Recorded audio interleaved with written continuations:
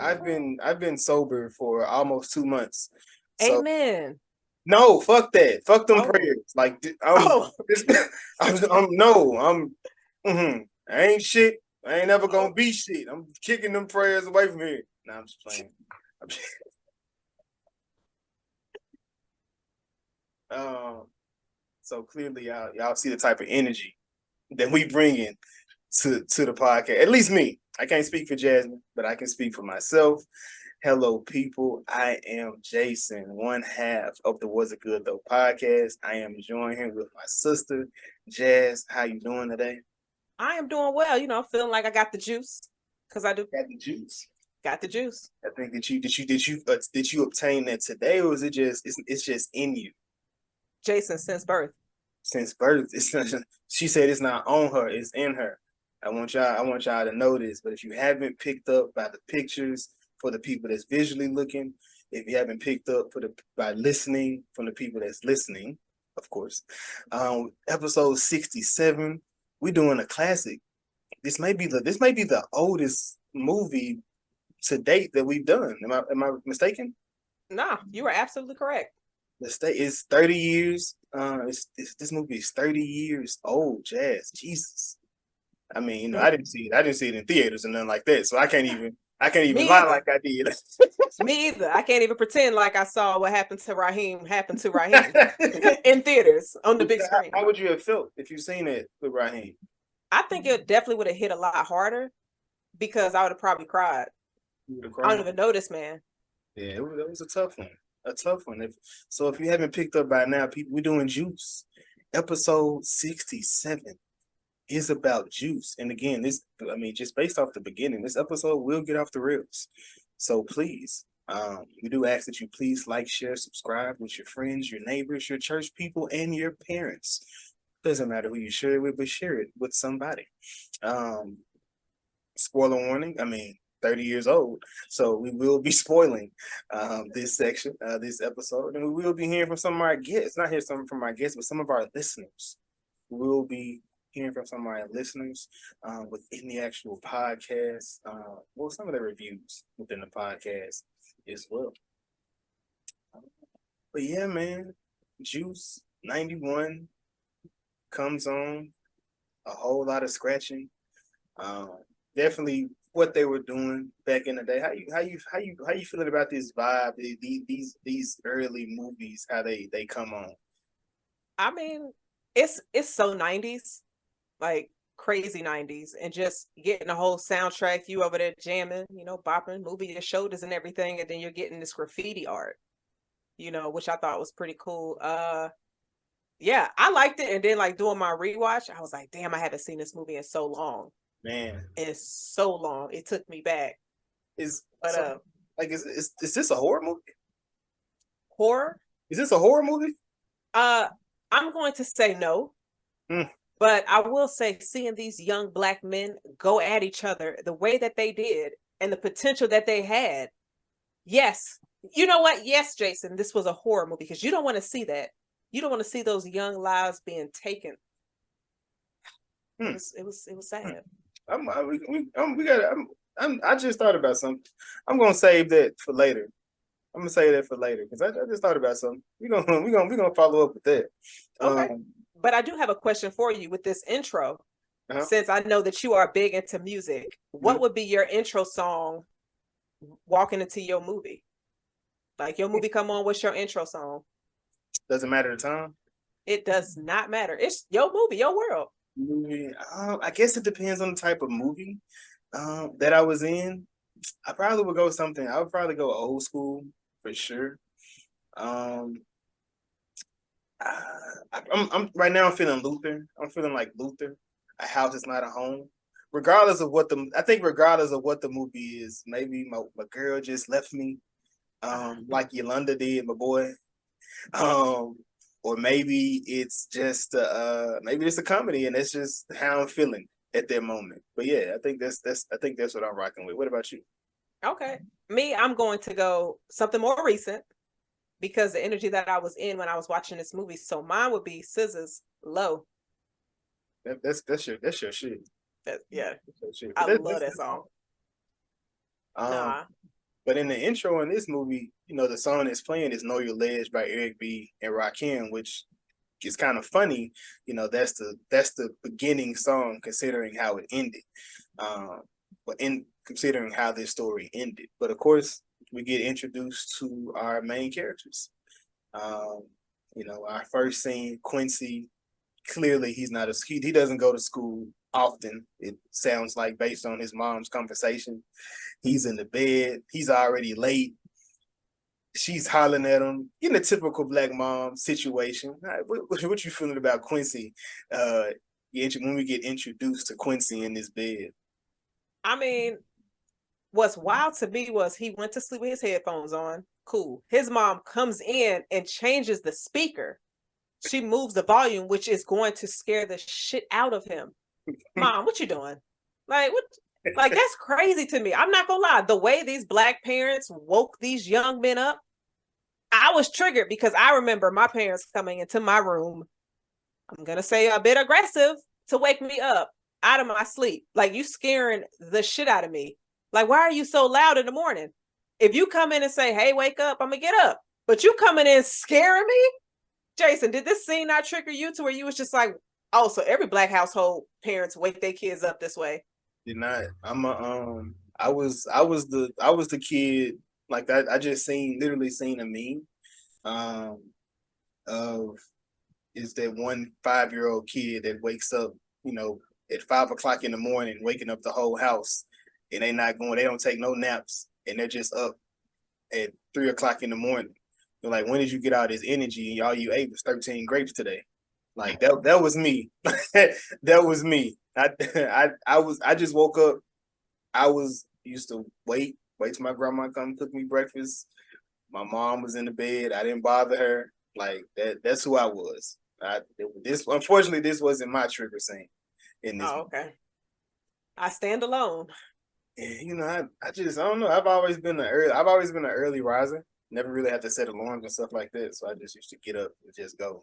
Like that's who I am. And we get introduced to Steel. He in the bed, funky, clearly. On the bunk bed. Now, did you ever have a bunk bed? I didn't, but my brother did. Man, what? Oh my God, I've broken like 2 or 3 in my life. Like that's like, clear Charlotte. When we went to Charlotte, that definitely triggered me. I had already broken 2 or 3 of these, so like sleeping on a bunk bed in my 30s isn't something I expected. So that's a trigger scene for me. It was so high. Like, I feel like your head was so close to the ceiling.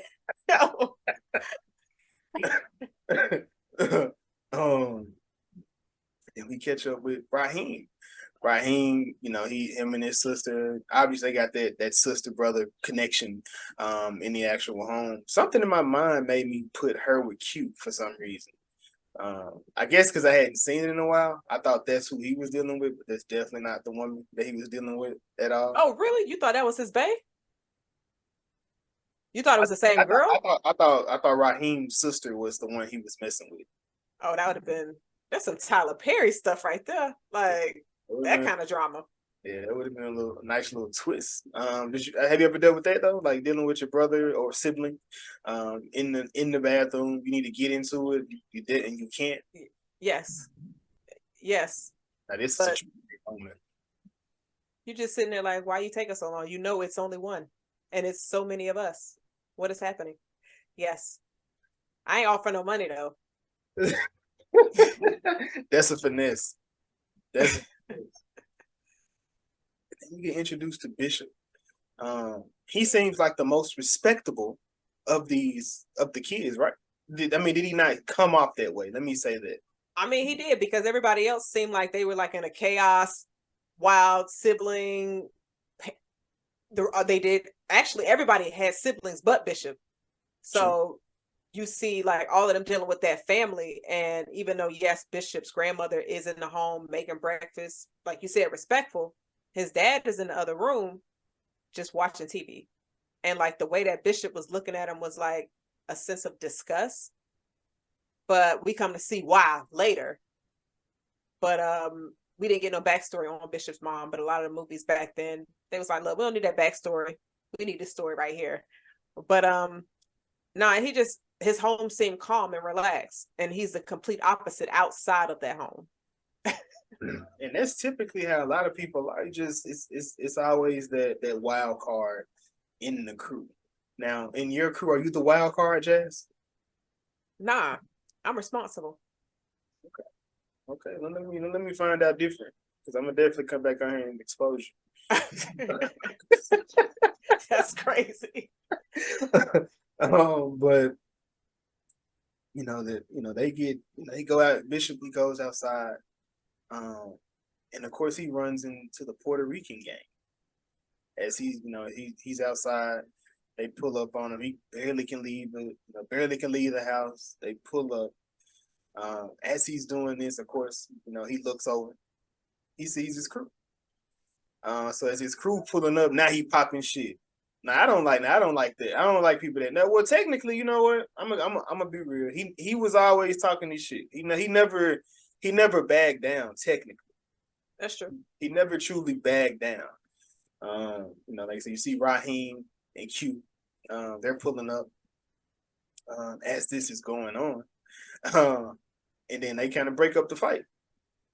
And as they break up the fight, the old man Quills comes out the store. He pulls the strap, and everybody get the running.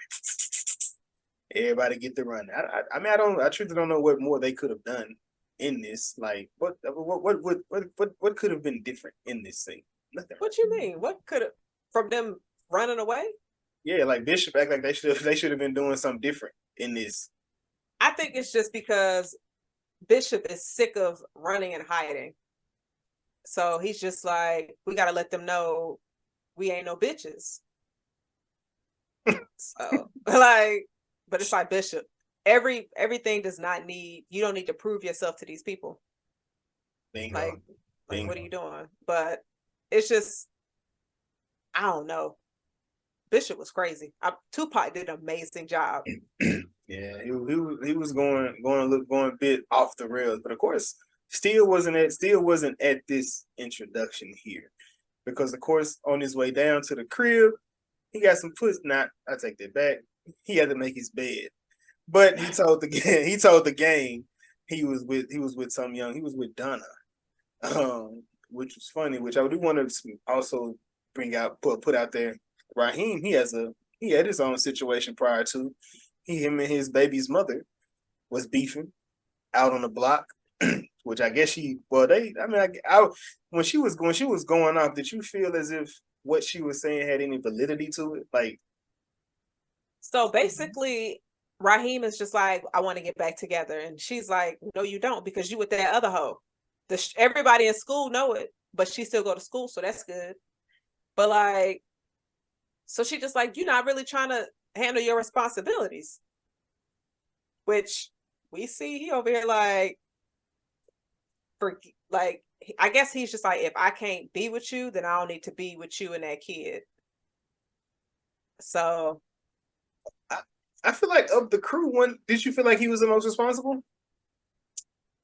I mean, that's not, but no, not really. I'm gonna say Q seemed like he was the most responsible. It's just Raheem was the one that was in charge. He was like the leader of the pack. Cause like, even when they was running and Q saw the DJ competition, and he was just like, yo, I'm going to this, and they were just like talking shit. And he was just like, well, I want to go to the record store. Is that okay with you, Raheem? Because Raheem was like, look, I need some cigarettes. I'm trying to see where we got to go. And that was actually that was after the arcade scene, right? It was. We got to definitely discuss that, because we get a OG in this scene. Yeah, we so as we begin to follow these truant young gentlemen on their day, I guess when I was looking at it, it was like, dang, this movie, it could have been two different type of movies. Like, it could have. I when I'm rewatching it, like, because I know how it's going to go. It's like I know where it's going, but I'm like, dang, this could have been like a comedy almost, like a dramedy, almost like a drama that's a comedy. But it's like this movie, like there's a full 180. It's like, yeah, you get this in the beginning. Now we finna flip it. Now we in gear 2. Ain't nothing funny happened in the beginning. You only had like 2 funny parts in this movie, and that's when where we at now. We're still it's like, no, I'm about to nah. I'm finishing this game. When he was the whole intro scene was fun was funny to me. When you get introduced to them, then of course they make it to what's his name? Trips. Trip. We make it the Trip. Make it the Trips. What is this? It's an arcade. Yeah, Trips. It's an arcade because a barcade has a bar. Shit, I don't know what they got up in there. They may have a bar in there. You ain't see nobody drinking nothing. We saw a whole pan different shots in that arcade space. You did not see a bar. So we make it into the arcade. Of course, Q, they in here pretty much hustling in different ways to make money, I guess, to get through the day. Like that's a crazy life, bro. Just finish school, go get a job. Like they making it way harder than it gotta be. $25 a day, and it's for y'all. Bro, what are you doing? Nothing. Getting chopped cheese? I don't. They eating up all Still Mama food. Bro. So they in the arcade, like I said, in the arcade, Q getting off his mixtapes. Still is hustling people on, I guess it was Street Fighter. Yeah. As they do it, and then the police bust in. And like, Trip, why is Trip allowing this? And he know this is happening. That ain't got nothing to do with him. He making money because they spending money in his arcade. If you had an arcade that was your own business in the hood, and you just like, look, if these high schoolers want to come and spend money, that's helping me pay my bills. You gonna tell them no? You gonna tell them they need to go to school? Go ahead, lie to me. Somebody got to do right in the community, Jazz. Why? If not me, who? Jason. I mean, I don't know. I don't. So with that, that's a tough. Ain't no drugs happening, but nobody drinking there. They was making money. He wasn't selling no damn guns out the refrigerator like sweets. But could you relate to Q in this scene where he was selling the cassette tape and he's like, yo, the recession is 15 now. And his homeboy was like, 15. I was like, Jason probably is like, oh, that's me. I could see me in Q's shoes in that scene. Yeah, I bet. Oh, yeah, get that shit off. Like, hey, bro, like this is the price with the yesterday's price is not today's price. It's going up, and we need I'm out here mixing at night. I'm putting shit together for you, and you got some pussy based off of this, right? He didn't know what Q was talking about when he said, he said, my mom shines my shoes. He said, that's not what I'm talking about. But he's the same guy at the end of the movie. He is. I caught that on the watch when I watched it. But then of course the police. For the first time? Man, chill out. Wait. I can't. I don't know the last time I watched this movie, so I couldn't tell you. But I definitely peeped it for sure this time. Like, oh shit, the same guy. I mean, a lot of stuff I peeped. I'm 33 watching it versus probably 10, 13 when it was on BET every night. First off, what? BET did not have Juice when you were 10. Oh, my mom, they had Baby Boy, but that Juice, yeah, this before when you were 10. Like before Baby Boy was the thing, yeah. Jason, like BET, like at night, they was having Comedy View, BET Now, and then Uncut, Midnight Love, and then Uncut. So I'm like, when do you think they would have had a movie during the week? Was it TNT then? What was it? It was don't. It was one of them stations playing it. I didn't have this on VCR. I had Boys in the Hood on tape. I didn't have this on tape. I don't know, but you saying 10, I'm just like, I was a kid. I ain't watching. I haven't watched this. I was a kid. I know that for a fact. I didn't watch it at the movies. I was 1. So shit, 10 sounded way better. But then I'm just like, how old were you when you were 10? I was Yo, wow. Yo, what year was it when you were 10? 2000. Yeah, nah. That was like Common View, all of that. Nah, yeah. Juice wasn't on there. If somebody remembers seeing Juice on BET, Right, somebody gonna pull up a goddamn a Juice clip yo, with BET emblem on it. He gonna be like, oh shit. nope. Hey, that shit better say 2000. It could have been any time, but I know I for a fact. If it wasn't there, where would they have shown this movie on TV? I mean, it could have been on USA. It could have been on, like you said, TNT, TBS. I could see TBS maybe. Yeah. So one of them. BET though, because who was showing black movies? That's where that changed. Because Nah, I mean, like, it was black movies showing on TV, not as much. but they had their own stations when they did. 2000, nah, that because I was in like maybe 6th or 7th grade. Nah, I don't think it was on a BET. This woman here in this lie. All right, so they running from the post. So they get the running from the police. Clearly, Bishop ain't the best police runner. As they're trying to get away. He gets kind of get caught on a fence. What did you think about this chase scene as they're running from the police? I thought it was interesting that we got a chase scene in a hood movie, because I was just like, oh, they getting chased down alleys. I was like, what's happening? But I don't know if I actually, maybe if I was their age, I definitely would have made that leap to be like, look, we got to jump the roof. But like today, right now, Jazz, oh my God, my ankles are gone. Like, I'm out of here. So they're going to have to get the people to come get me. I don't know if I can make it. But I thought the chase scene was funny. And we got 2 of them. Well, 1.5. Mm-hmm. But nah, I thought it was cool. Cause yeah. But I was just like, so the cops really was chasing kids to make sure they get back in school? Like, can you imagine? Like, you skipping school and then the cops are chasing you to take you back to school. Or back to, I guess, nah, you don't lock them up for that. I mean, for being truant, technically, I mean, they support the parents get locked up. Today. Sound like they problem. That's a tough one. But of course, like you said, still he got caught because he never stopped playing the game.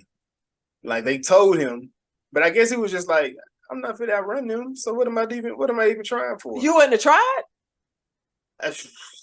I would have. Jason would have. Yes, Jason would have tried. But I'm just saying, in Steel shoes, he was like, "Shit, what be my point? What's my point?" No, the reason why though, for real, is when Bishop came up to him and he was like, "Look, if I lose, I'm gonna beat that ass. If I win, I'm still gonna beat that ass." So somebody said that to me in my face, and they had me pay the game. Oh, fuck the police! I'm definitely winning. I'm definitely continuing this game. 50 Cent wasn't worth it. I mean, I guess he got away. So what they take them? I don't know. I thought it was jail. From the school? Like, cause how he break out of jail? That's true. And he had his radio. With his radio.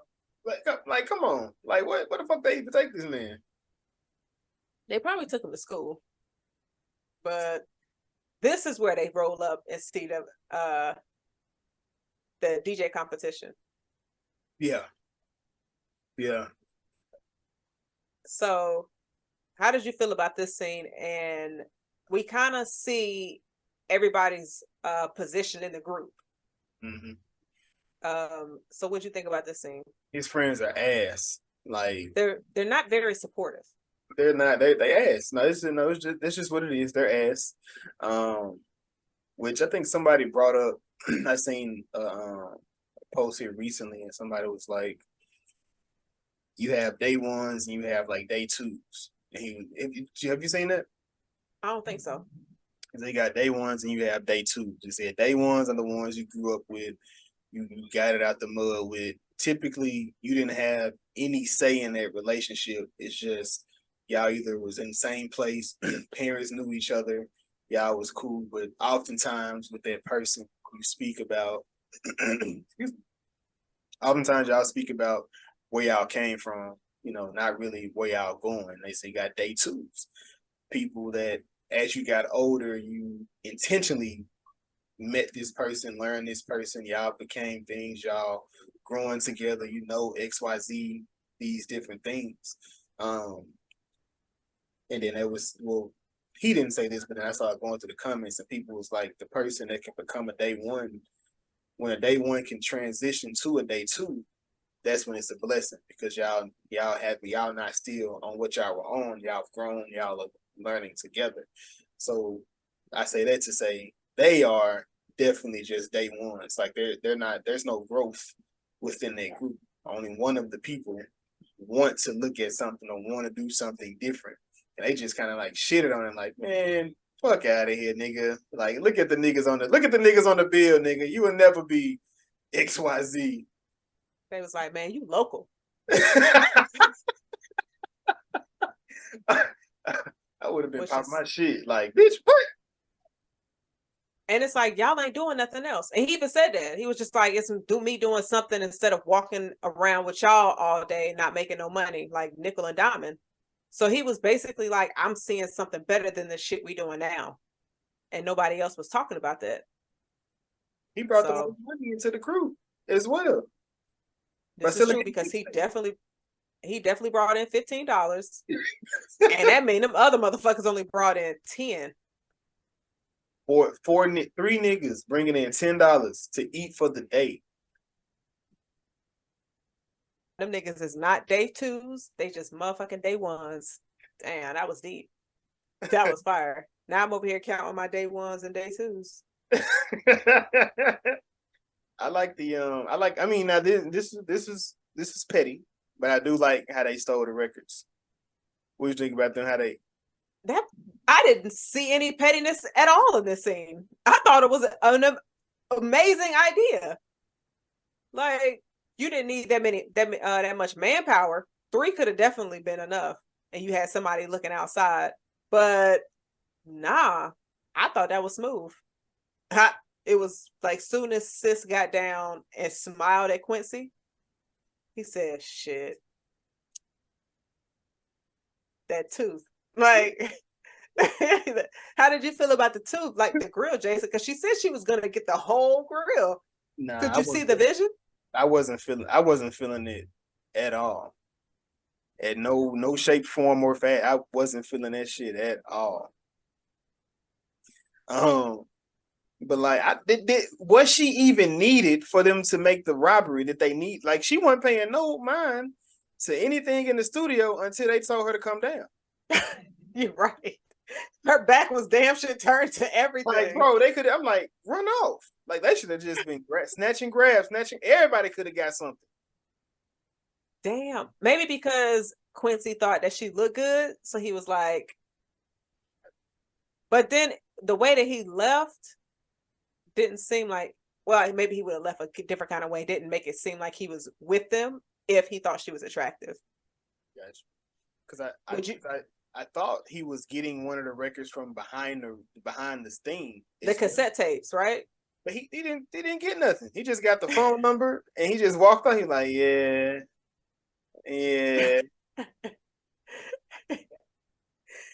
Yo, I think when she asked him, it was the way he said it. She was like, "So are you gonna call me?" And he was like, "Yeah." Like, I'm not calling you. I'm throwing this away. Like, that's it. That's the end of this. But then next scene, which is I guess pivotal to the plot of this story. These brothers go to a different store. Raheem needs some smokes, and it was Q's turn to go get them. You ever been a victim of having to go buy somebody some cigarettes at any point in your life? Yes. My cousin used to their mother used to have them call the store and be like, "Hey, XYZ is coming in there. He got this on," because it's illegal as hell. Like literally 7 at this point. Like I wasn't smoking them, but I was going to go get them. It was coming though. It was in the future. That might have been why you started. That's crazy. Nicotine, like man. But I wonder how did they ever say how old these little niggas? I was going to ask you that because once we get to Q's Bay, I'm like, sis had a whole full-time job and an ex-husband who like, and Quincy is still in high school now. Maybe he hasn't been in 2 years. Oh, that might be it because he had like thick dust on his books. He forgot his locker combination, but realistically, they break all that shit at the end of the school year. So there's no way it would have just, but this was 91, 92. So yeah, man. So they go into, well, he goes into to buy some cigarettes and he sees Blizzard. And Blizzard is for to stick the place up. And he asks just got off parole. He just got out parole. So if you was cute, was you ever wanted a piece of that action? No, nah. What about you? Hell no. It's some shit you just can't get involved with. And that's even because it was payday. Yeah, fuck that. Fuck that. He goes out, and of course Bishop, he's upset about this. He's like, man, we should have went in to nigga to do what? Like, what are we talking about at this point? I think he just wants to die because you like really got upset and like he was butthurt. His mood was messed up the entire afternoon after that. And Raheem was obviously the responsible one. He was just like, nah, we're not going in there. He's looking out for his boys, that's the only realm of him being responsible, is looking out for his boys. His son, nope. Fuck that little nigga. You know, looking out for him. So like his boys, I'll die for y'all. That's what Raheem was. Yeah. Crazy. But it was like, come on. And at this point, you kind of see Bishop stands like in a different realm than the other three. All of them is like, I'm not going into a store to help somebody rob it. Like, nigga, we want it. Like, that makes no sense. Broad daylight? I ain't got no mask. So they gonna see my face. You think you're gonna get enough money out of this damn convenience store on the side of the corner to get to Mexico and like be gone? I think it was, clearly they didn't think about, they weren't thinking that far ahead at any point in this movie. So no, they didn't care about the Mexico. They was just trying to get to the next day.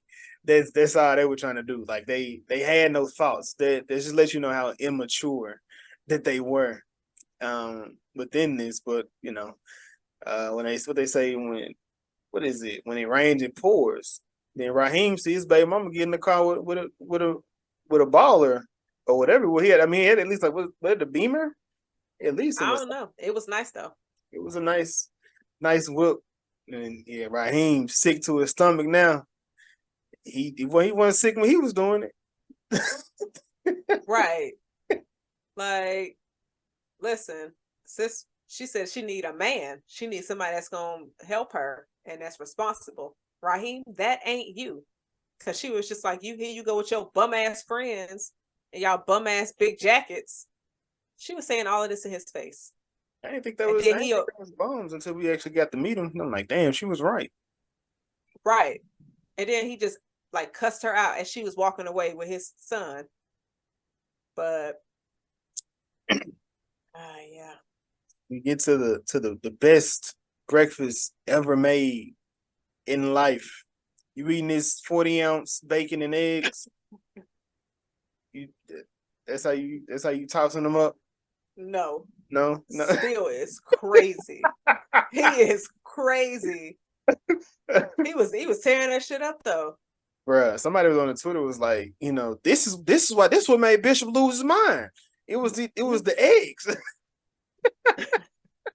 He was fine before that. Bruh, that nigga Penn lost his mind.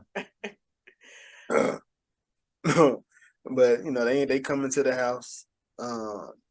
They pretty much just kicking it. School's out. I mean, not school. School ain't out. School definitely in. They in the middle of the day. These niggas is watching TV, eating eggs and bacon.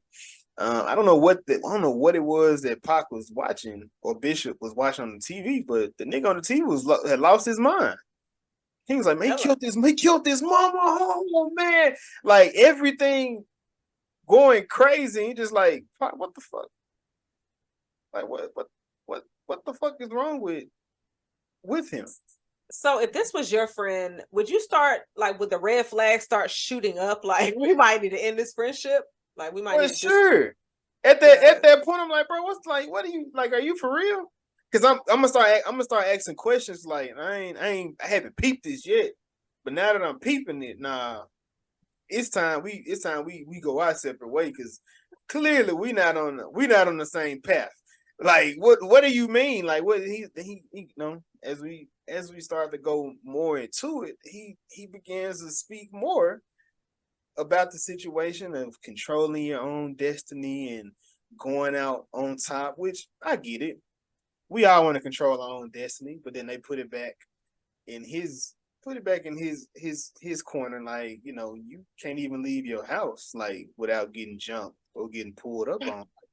What are you talking about controlling niggas' destiny, bro? You don't even control your own.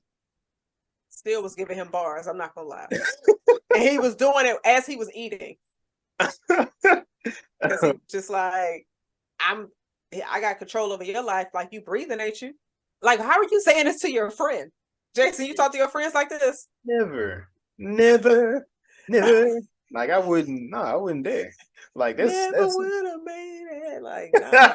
Like that's wild. But then I thought this was a movie or VCR they was watching. I don't know, but clearly the news comes on, and we find out that Blizzard was murdered at the corner store, and it's just like, you have those moments. Well, I've had a moment like that where you somewhere and then something crazy happened.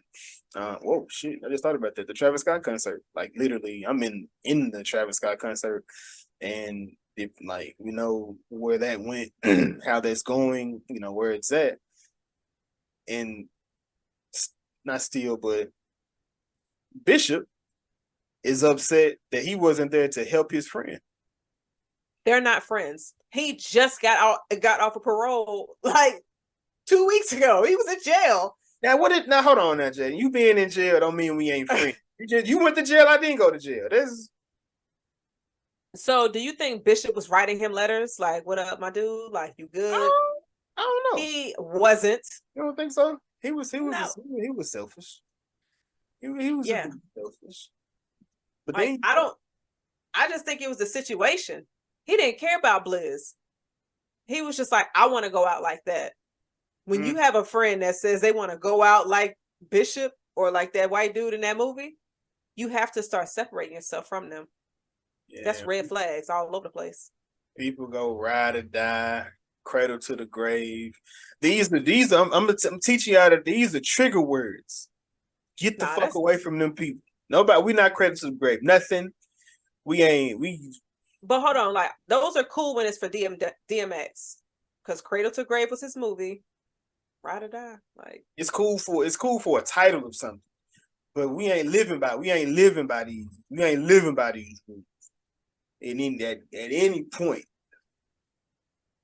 But of course, this causes friction, an actual friction within the friend group, which also makes me think about about friction in the friend group here, and bringing back a segment that you once created.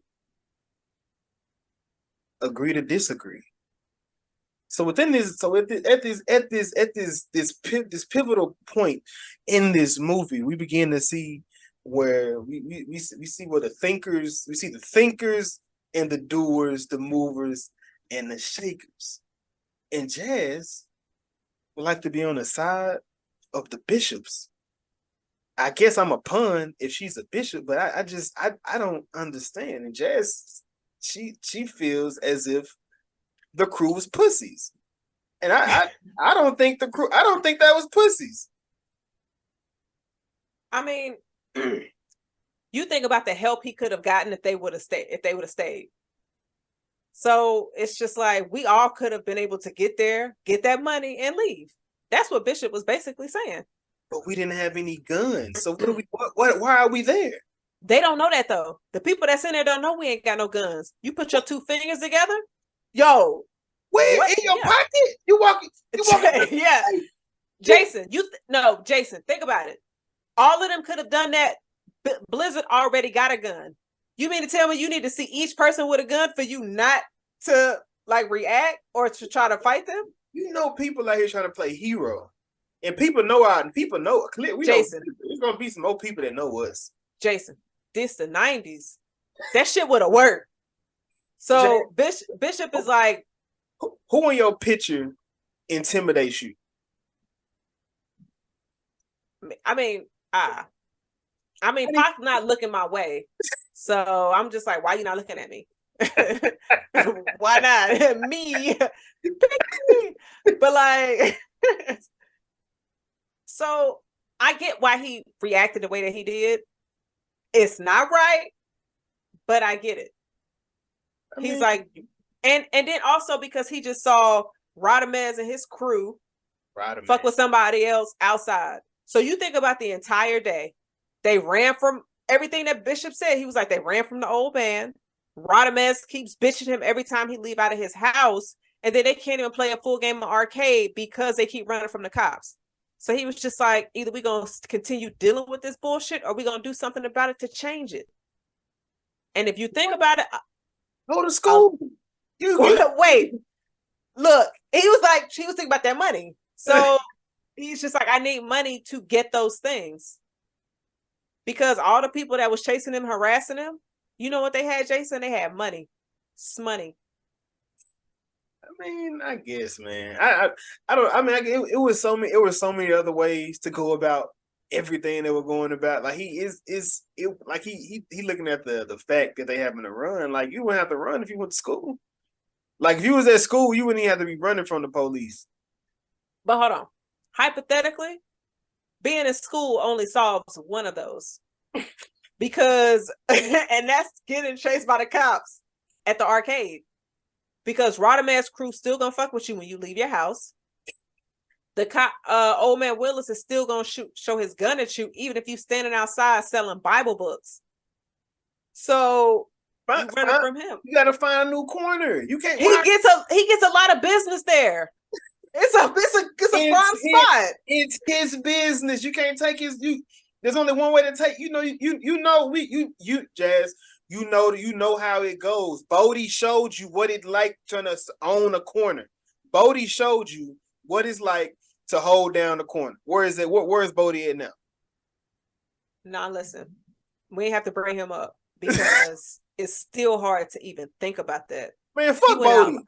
Well, relax. Bodie went out like a fuck Bodie. I mean, he did, but mistakes. It wasn't a mistake. He did it on purpose.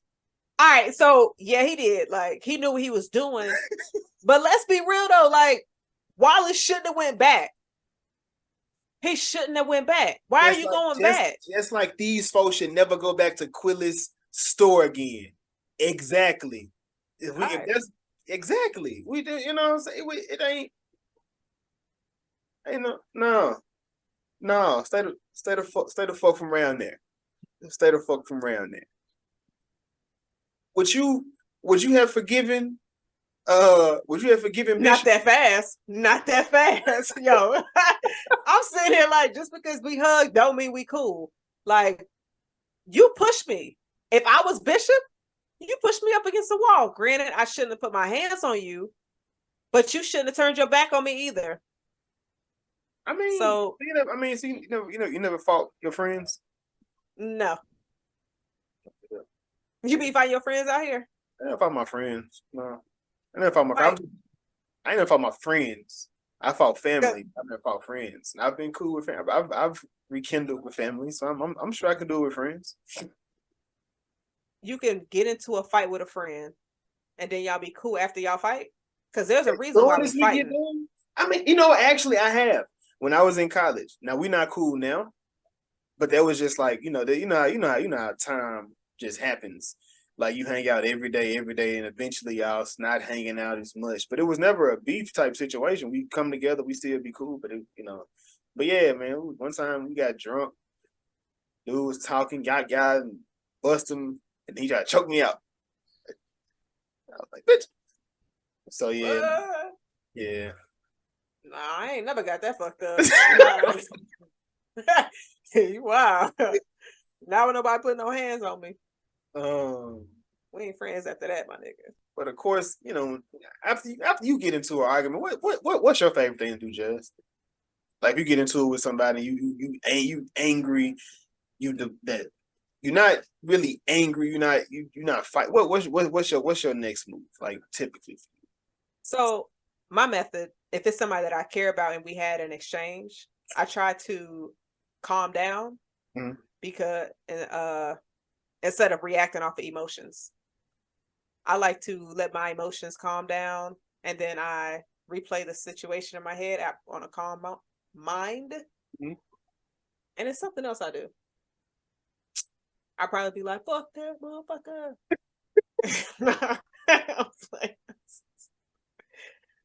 But nah, yeah, I just like to bring my emotions down. So busting a nut isn't at the top of your list.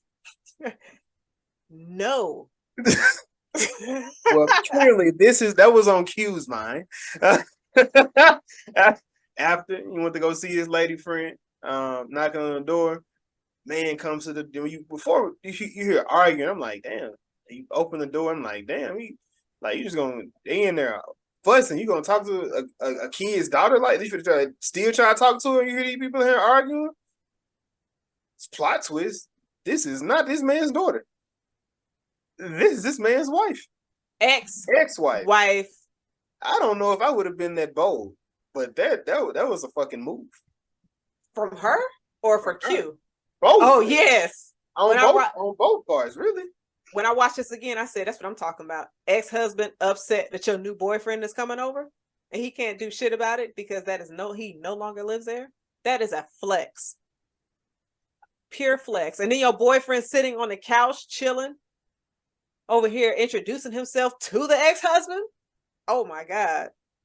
Now that's who got the juice. Yeah, you're right. I will say now this is when Quincy was a bitch because this man wasn't fit to be talking shit to me like that. I would have put hands and feet on him. Just because he said, why can't people go, what's wrong with names like Mufasa or what was the other name? Ezra. I don't know. Yeah, he said you should be stealing hubcaps, like not in my girl house. Like, nah, bro. I'm finna beat your bitch down. Like, that's what I'm finna do. Well, don't call her a bitch because that definitely might not get you no ass. Hey. Some people into that, some people into that. They like their rough stuff. But since we don't know how old Quincy is, because even the ex-husband was just like, Yolanda, I thought she was done with this save a child shit. And I was like, is she dating her? Like, is she a predator? I was just like, whoa, it felt kind of weird, but we don't know how old Quincy is. We don't even know how to get introduced. And how to still have her number. Like, it was a whole bunch of plot holes. Now, these are plot holes. She met his mom? Like, are they together? How did Steele know you were there? Like, he been calling a bunch of people because he was at a payphone. You got to pay for them shits. So was he just calling around while Bishop was playing the game? Man, none of that messed the movie up for me, but it's funny to go back and none of it laugh. For me, though. No. But nah, it was over. He was just like, "Oh, you sweating already?" She was like, "I just finished working out," and then they did their little thing.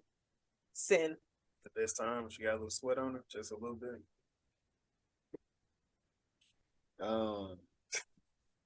He makes it home. Clearly, Raheem is at his step waiting for him. How long was he sitting there? bruh. Like what? Like do we even stay in the same area? Like on the same block? Like what's going on? They just be chilling. They really do be walking around, but I don't think they was too far from each other because Bishop came to Quincy's window uh, later on. So I think they could just walk around the block and just, hey, Q, hey, Q. I couldn't imagine living in New York, man. That just seems like that's just a different lifestyle altogether. I'm not gonna lie. The fact that you can get around without a car is dope, but the winter is not. I'm just like, if you can have somewhere like New York to where you can just walk, you don't need no car. You can just get on like subway, walk to all the shit you want to get to, but it was warm like year round. Like that'll be fire. Mm. But you tell them they got a meeting at the basketball court. He said he ain't gonna make it because he got a DJ audition. Why they act like they like a club? He was like, all right, I'll go tell the other boys. I'm like, what? If I'm unavailable, I'm unavailable. Like, we don't always have to be up on each other. At that point, I would have been like, shit, just tell me now, nigga. That's what he did. I get my vote right now. Not me. Count me out. That's the fucked up thing. Like they ain't even give him an opportunity to put his vote in. Like they just voted without him. It then got mad at him when he showed up. Like, wait, what the fuck? Still didn't seem like he wanted to do this, but he also seemed like he was ready. Well, he seemed really, really excited for it. But then, like, I don't know. I just feel like he would have been the one to be like, nah, y'all, we can't do this. To where it's like always a split. But he seemed more like, yeah, let's do this. If that makes sense. Yeah, nah, it did. It did. So, he was almost like the one of the henchmen following the fly. Like he was along with it, but he really wasn't along with it. It was just like, shit, we doing it, but like, do I really want to do this? Right. And you see two other people that's really down, so you're like, all right, I guess I do want this. Like, so yeah. I feel like if Q was at that meeting, still probably would have been like, nah. If he was at that meeting instead of his audition. Like the one thing I do wish that they would have given them more motivations. Like Bishop's motivation was clear, like the only one that was really understood. Like Bishop's and Q. Like Raheem should have had more of a motivate. Like if it was a thing of like, I'm trying to get my son back. Like if that was his, like if they would have played that up, I feel like it would have hit a bit more for him. But it wasn't even like that. It was like, we trying to get money, B.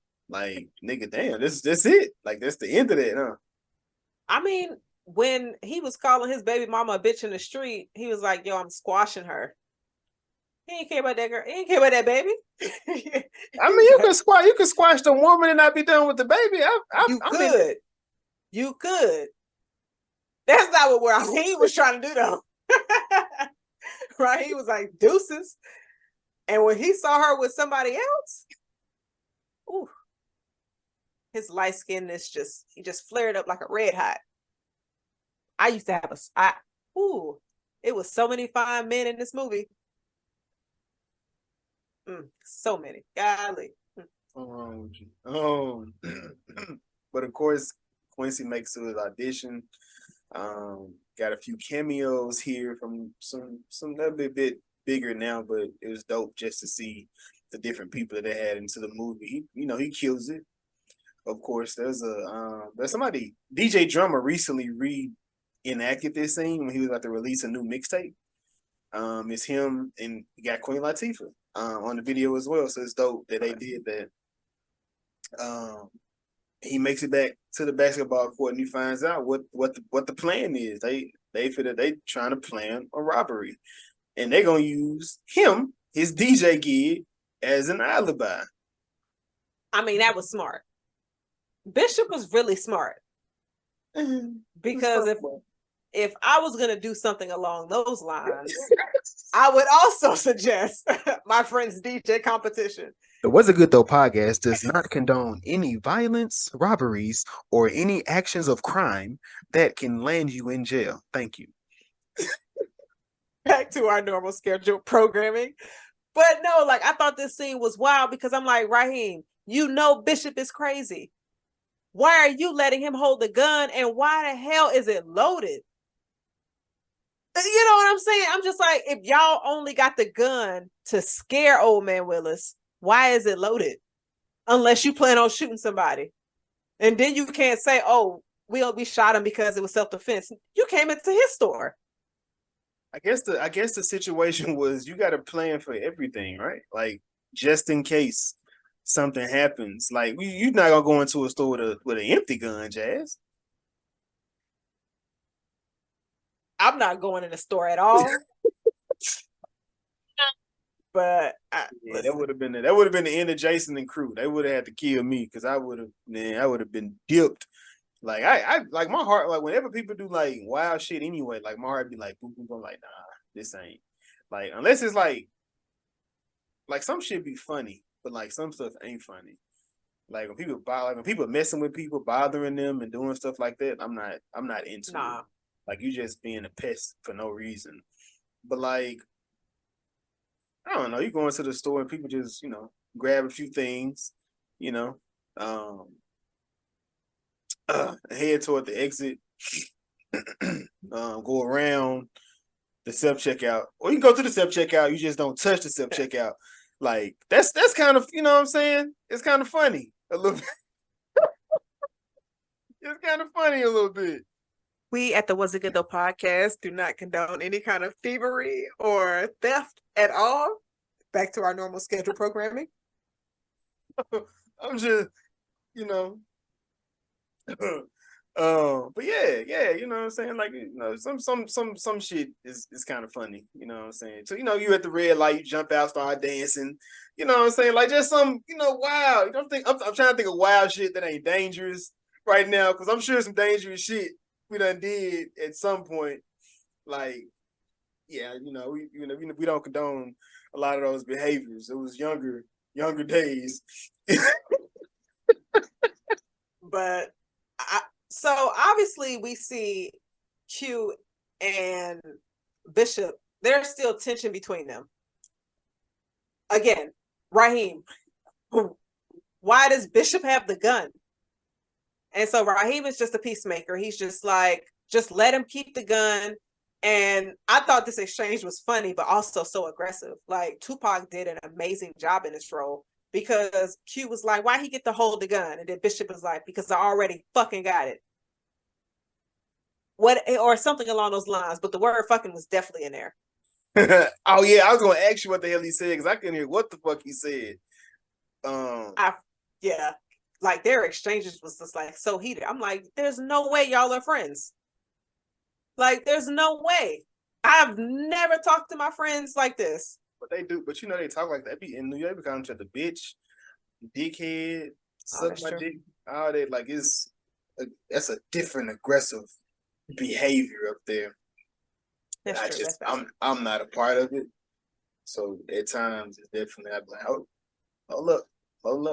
I wasn't raised that way. I don't talk like that down here, man. But you know what was crazy? Like when Q came and said I'm gonna be in the contest, Bishop was just like, and it's on. Like he didn't even say congratulations, buddy. That's what's up, my guy. None of that. He over here like, we about to go rob some niggas. So fuck that competition, which is what Quincy has been like working so hard for. Again, this friendship was super toxic. Yeah. And I'm gonna be honest. I'm gonna say they were pretty much like they were weighing Quincy down. Yeah. He had the most potential. And I'm gonna say talent. But then again, I don't know if anybody else had good talent. I mean, Bishop had a good ass aim. He was shooting niggas all through New York. I'm like, Raheem, did you give him all the extra bullets too, or did he just keep reeing up? Because never seen a bullet. That nigga was pulling out bullets left and right from a gun that shoots 6 bullets. He was shooting that bitch like a motherfucker. He was going crazy with it. I was like, hey, like you chasing somebody and shooting at them. Can you imagine just walking your dog and catching a bullet? out of nowhere. Bruh. Like Bishop was wild, man. I guess you going I wonder if you know what I'm going to say. And so they make it to this DJ battle. They make it to the DJ battle. I don't. So I've been learning to DJ, but I don't like this when I was little. I'm like, man, I don't get it. Like this DJ battle, I don't get. I've watched DJ battles today. Back in the day, I didn't get the hype of what was going on. Did you enjoy any of this scratching? I did. You did. I mean, like it was a few scenes, like this one, the DJ competition, also the hotel party that was at the end of the movie. Mm-hmm. I thought those was dope. Like if I saw something like that, it's just like, oh, there's gonna be a '90s DJ competition. I would definitely go. I would go. Cool. I would definitely go for the vibes and the music. But I guess it's 20 seconds of just hearing somebody scratch. Like I'm used to like people playing with the beats, with the music and the voices, and people's having to say different stuff. But it was just like I don't know. But clearly Quincy won first round. Do you see the people celebrating them? I love the shot or the angle that they did. Like you see the people as he's walking through the crowd. He's just like basking in the love, the joy. It's just like I'm finally here. I'm finally getting. I'm getting the love that I deserve.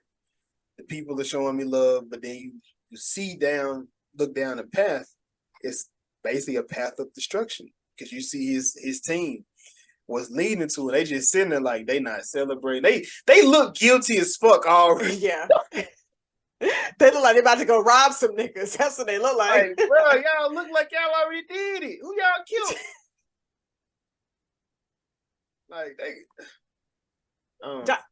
Like imagine you at a DJ competition that you've been waiting for, and you won first round, and you're gonna kill it on the second one, and then your boys who you've known since second grade just sitting there, not even happy for me, not celebrating. They ain't got no drink for me. They just like, all right, we about to go rob this guy for whatever reason. They didn't even have to rob him. But I guess the arcade was not bringing in enough money. Yeah, and I still want to kick it enough ass, man. Oh, yeah, he brought in 5 because he beat that girl just so she didn't have to kiss him. She gave him 5. Oh, that's true. So they go into the place. I feel like you know what? Well, what is it? Well executed plan of the robbery. They go into the robbery. He puts they put their mask on, they got their gloves on, they pull the gun, they get the money, the man never turns around, everybody leaves, and he gets shot in the head. Good aim. What'd I tell you? Bishop had really good aim. I mean, but he wasn't that far. Like he wasn't that like Jason, don't do that. Don't take away that man's talent. He wasn't that far. Don't do that. It wasn't good though. Podcast do not condone in firing. No, we do not condone. We do, however, suggest doing it with trained professionals at a shooting range with a non-live target. Yep. Back to the regular program. But like, I don't know. The man was ruthless. He was already losing his shit. I just like we do realize he did not have to shoot him. Homeboy was just like, take whatever you want. And it was wild. A lot of people, Jazz. Well, all right. Bishop was a bitch. You know what? No, Bishop was a bitch. So, all right. When Raheem looked over and saw old man Quilla sitting there, he was like, nigga, what? Like, you just shot him? Everybody was just like, why? Like, oh, he snap for real. The power of the gun. And so they leave. They go to this abandoned spot. And like how this scene unfolded was wild to me. And then also let you know, like, always watch out for that crazy friend if you ever have one, because as soon as they get some power, an authority, oh, you'll see who they are. Like, I used to watch this movie so much, I'd be like, man, I hope they don't give him the gun this time. confession time. Confession time. I'd be like, I was like, damn, I hope he don't get shot this time. He shot every time. When you young watching this, it's a canon event. It's a canon event. It's always gonna happen, Jason. Jazz, he's going to get shot. I'm telling you, they're going to give Bishop the gun. What was McCully? You know what this movie made me think about as well? The Good Son. Like, it made me think of The Good Son, because like Macaulay Culkin was a fucking demon in that movie. Like, he gonna drop his sister in the ice, Jason. He's not gonna not do that. I think Macaulay Culkin is the reason I wanted to be a great sibling. Like, he was horrible. Jeez. Woo! Oh man, that shit just hit close to home, because for so long I used to be like, he gonna snap his finger, Jazz. Tony's out of here. He's out of here. Oh man, it's gonna be the same result, and it's gonna feel the same every time. That would be dope. If you could like change an event in a movie. No, it ain't. You ever seen Final Destination 4? Well, Final Destination 3, that lets you change the results. It wasn't that dope. The one with the roller coaster? Yeah. It wasn't that dope. They still died. They let you know this is a canon event. It's not changing. The outcome ain't changing, my brother. Woo. They just didn't die the way you thought they were going to die. They had died a different way. Oh man, yeah, that's true. Man, but so they make it to this abandoned building. I'm no way in hell. I'm going anywhere with a killer in an abandoned building, because clearly he lost it. Like, they kind of fussing at him. He tells Steele to shut up, but he yelling. Like, if we in this bitch hiding, why are you yelling? Like, what are you doing? They would hear Steele's crying over Bishop's yelling. That's why he was yelling. But I'm like, you just shot his best friend. He is upset. Had that happened yet? Are you? If you saying when Bishop told him like to be quiet, that was definitely after Raheem died. It was okay. But if we can go back to Raheem getting shot. Yes, I thought he was crying because of the actual. I forgot. You're right. It's after that actual scene. But they make it back. They make it to an abandoned. Make it to whatever the hell it was at. Some abandoned place. I don't know. But it wasn't abandoned, because shit, the man was in he opened, turned the lights on. They just looking like, who is this? Like, why were they looking at this man so hard? Like, bro, run. He just turned the lights on. He looking down, like still in queue, like, huh? Who is that? Like, bro. Jason, they just saw somebody die. Like, look, that's some slack. They're 18, 19. Question mark. Yeah, 19 in high school. That's a goddamn shame too. He had dust on his textbook. So his mama asked him where his books was at. Shit, he found them. Steele was putting his in the laundry. Man, these niggas, man. But Raheem tries to take the gun from Bishop. They begin tussling. He didn't have he wanted to just kill him. Yeah. Like, to prove a point. Because like Raheem, he up against the wall, defenseless. He flailing like a little, what's the little thing?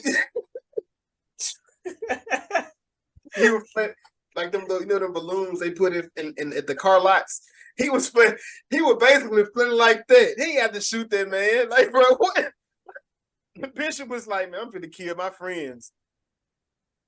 I better. And Bishop was like, "Yeah, I'm killing my friends tonight." Like, what? Like, I don't like DJing, but I'm killing my friends. Like, what? Yo, What does that mindset even come from? I'm not gonna lie, that is crazy to even get to that point. Like you was hating on them the whole time. Then, if it was so easy for you to just turn on them, like he was jealous of them, all of them. Like had to be. But what was he? I mean, I'm gonna say, what was he jealous of? Like, I You don't know. see, you see the calmness that we spoke on for him at the beginning of that movie. Mm-hmm. He didn't have like the. Well, I mean, his grandma was there. Shit, I don't know. Because I was thinking maybe like having a sibling or somebody like that around, that interaction from family. But his grandmother was making him breakfast. Or maybe because he feel like he's powerless for all the reasons that he said earlier. And he's just like he wants to have control over his life. I mean, Yeah, I don't know, man. But of course, he kind of pulled the gun on the rest of the crew and tell them he had killed them too. Stop playing with him, you bitches. Now get in line. They go back to the DJ battle. Quincy couldn't even get his set off. And he already told the police. Bishop already told the police, he up there. Like, what you telling for? I knew that's when I knew he hey, what do you say to Quincy? yo, when he walked up to him, yo, this shit was crazy. He was like, Raheem is dead. He got shot, and he said it so sarcastically, like, it's your best friend. 1, 2, you fucking killed him. So like, he just said it all nonchalant. Like this doesn't seem like it would upset Q if this is his first time hearing it. Hey, Raheem is dead. Somebody shot him. Like, bro, what you finna go do? Find these niggas like it was you. What you? Bro, but they like this when you see like they personalities when they was in the pre. I know the police were like, yeah, nah, these niggas did that shit. I do want to ask you a question before we get to the scene. Which death hit harder from this Black Hood classic? Raheem from Juice, Ricky from Boys in the Hood, Kane from Menace to Society, and Deja from Higher Learning. Damn. It's Omar Epps again, huh? Yeah. So for me, I gotta go with Kane because we got Kane the whole goddamn movie. I mean, technically we got Deja too. I feel like we got to closer with her, but yeah, I think Kane because that was the only main character that we followed of the people you just named the entire time. Ricky was another one of them. Like, I hope Ricky don't go to the store this time. Like, it's like he like don't hang out with them. Go. You finna go to college. Definitely Kane. It's always when they have like something going on. But Kane hit me hard too, because he was literally leaving that day. And we were just like, okay, he's finally getting out the hood. He's going to Atlanta. Like, he's changing his life. He about to start up a family with Ronnie. They got a kid now. Well, it's not his, but kind of, sort of. Like, he was going to get his happy ending. And then one mistake When you come from cost him his life. When you come from the hood, typically you don't. Unfortunately, you don't get that, especially when you're in the streets. Like, you don't get it when you're in the streets. It's funny that you say that though, because I was looking on the internet today, and B Dot. I don't know if you're familiar with B Dot, but he's on a Rap Radar podcast with Elliot Wilson, and they interviewed the I think either the writer or the director of that movie, and they said, how did Kane get them goddamn rims at the burger spot? I haven't looked at the answer yet. And it was like, I've been waiting 30 years to ask this question. But how did he get them rims when he was at a burger spot?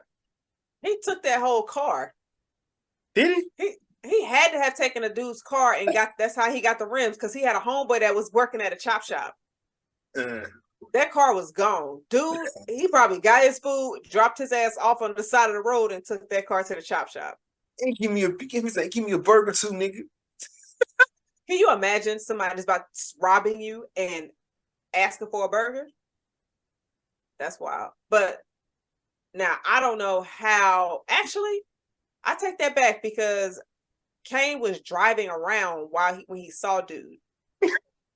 So unless he stole dude's car, took the guy's car to the chop shop, and was like, "Yo, go take me to go get my car." Trail me over here real quick on the key. I mean, no, he told somebody at the chop shop after he dropped the car. Come get the car, get my car. Help me go pick my car up. Yeah, because he'd just be like, "Yo, just let me go get my car." He'd probably leave him something for free. So that might be why. But I was definitely trying to think of like the toughest death. It's between, for me, G baby. Right, I can't watch. What about Lil Saint? Hell no. A weak ass death. That was the weakest death I ever seen. We didn't see it. I know. That's what I'm saying. Are you saying with J Boog? What? Prime. With his headband on. Trying to pull a trying to pull a Trey from Boys in the Hood. The niggas in the theater was laughing. I was like, damn, y'all niggas ruthless. The kid just died. It wasn't sad though. It ain't hit like that. But but they in the precinct. You see not Raheem, but Steele in this bitch crying. No, he guilty of something. They don't know what it is, but something. You got Q. He looking nervous. You know, he just like, he kind of shook up. And then you got Bishop. Bishop was chilling. Bishop was in there snitching. The Bishop was in there pointing the police in every direction. What you mean? When they, you know, he gave him his enemy's name. Oh, I mean, Radaman's. Oh, I thought you. Oh, well, I mean, yeah. Wouldn't you have done the same thing? No, that's snitching. You don't say nothing. I don't know who did. I don't know what happened. That nigga was. That's true. He went to go get some ass. I went to go get some ass. That's the end of that. I don't know what was going on. I think he went to go see his baby mama. That's what I would have left. That's what I would have left it with. He told me he was going to go get back with his baby mama. Yeah, Bishop Wild. Is hell. Because how did you feel between this interrogation scene and the interrogation scene that you get in Menace to Society? You know you done fucked up, right? Nah, the one on there was I like that. That's classic. I don't think this one is as classic. Like I like the angle when he comes out the dark, but nothing's gonna be when Tupac comes out the dark looking like Sting or something. You mean Michael Myers? Like, I told you this is a horror movie. Like the killers had a gun. I'm like, I thought that shot was fire. Nah, like, it is. I was waiting for it. I was like, bro. I was like, yeah, nah, he was in this bitch. They should just make this like a little slasher. It would have been hard. A hood slasher. So like something mixed with Bones. Is that the Boys in the, Tales from the Hood? And is there any other like hood decent classics? Horror? Yeah. JD's Revenge. Have you ever seen that? The fuck? No, I've never heard of that with JD. Like Jermaine Dupri? No. JD's Revenge. I think Glenn Turner, the Colonel from not Different World. It's a Different World. Yeah, Different World. I think the Colonel from Different World is the killer. I believe. Spoiler alert. I mean, he dead. He does that come on. He get killed. And he come back alive to kill his people. The people that killed him. I mean, I get it. I wish I could. Yeah, man.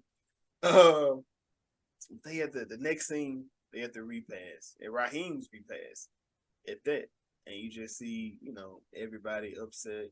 The boys they're scared. Bishop hanging out with his grandma, and then you see him hugging babies, kissing the mamas. You know, just I mean, That's ruthless. The way he was just like, I can't believe who did this. And he was getting information from Raheem's mom that she got from the police. Because his mom was like, they haven't heard, they don't have any witnesses. They don't know who would have done this. And the killer is listening to this, to where he like, oh, they're not even on my trail. Oh, I can keep doing this. I still got bullets left. And Quincy is just looking at this whole thing. Like, I can understand Tupac did a great job in this role. Because like he was just so malicious. He was just so like he killed this role. And then after saying all that, hugging the mom, and he looked up at Quincy. Like, yeah, bitch. He called him a bitch with his eyes.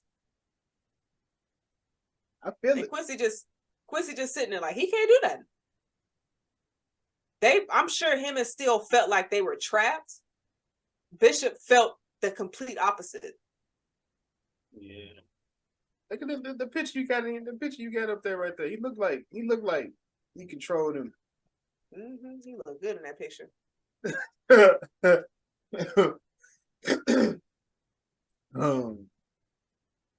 So then, next scene, next few scenes, pretty much we got Q, pretty much avoiding Bishop by any means. So his brother comes up on him, asks him, tell him heard he got arrested. And then of course at the same exact time, Q outside screaming his name. He kind of has to bribe his brother to leave him alone or tell him that he's not around. If he comes around, he asks. But of course, he can't run from him too long. He gets to the school.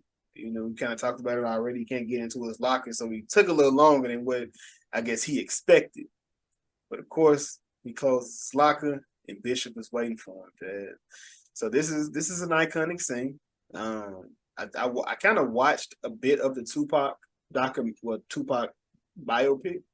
They made a few years ago, and this was like when he went into this scene, like he just kind of zoned out, like he just kept on doing it, like the scene was cut, and he just kept on. He stayed in that mind frame. What do you think? What did you think about this scene?